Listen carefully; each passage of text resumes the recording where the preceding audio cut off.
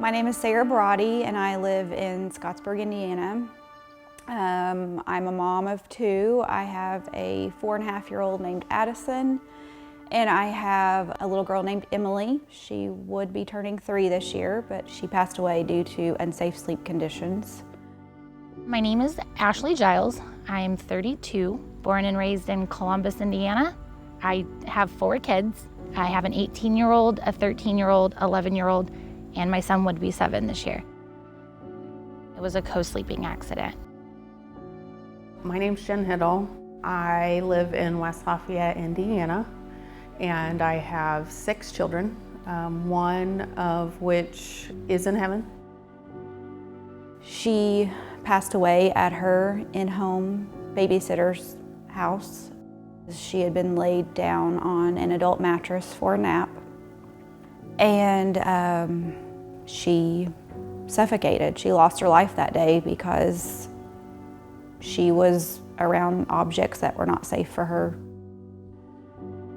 We were sleeping in the bed, and he wedged under my breast and aspirated. When I got his death certificate, I read this thing probably 100 times. And it says, cause of death was positional asphyxiation. And then right underneath it, it says, underlying cause of death, sleeping in bed with mother. When Brenton passed, he did not wake up from his morning nap. He was at the sitters. Unfortunately, they checked on him 30 minutes after they laid him down, and he was laying on his belly. They noticed he wasn't breathing, and they tried to resuscitate him, and unfortunately, he didn't make it. The sitter, we talked, and she told me, I'd done this with every single child I've watched. I've done this with all 3 of my children, and I was doing it with Emily more than once. So all of those other times that she did it, every baby lived. Emily lived until the day she didn't. I'm a nurse by trade. I told people it was fine to put their babies on their stomach, it's fine to sleep with them. My kids were fine until he wasn't. And that could be any of us. I was that mom. Oh, I'll wake up, I'll hear him cry, I'll feel him move. That doesn't happen to me. It happens to bad moms, moms that sleep too heavy, moms that don't pay attention.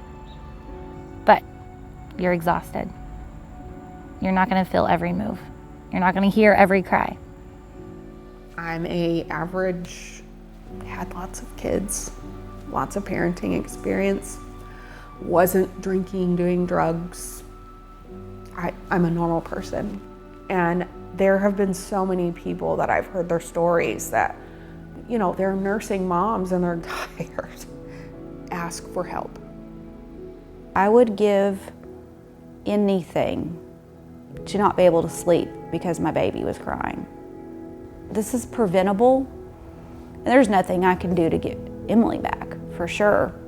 But I don't want any other parent to go through this either, or sibling. I mean, my whole life is different.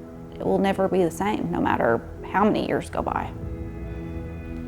I know that there are parents out there in the same position as we were, and perhaps sharing our story will make them think and self-reflect and understand the why, and it could prevent what we've gone through and our children have gone through.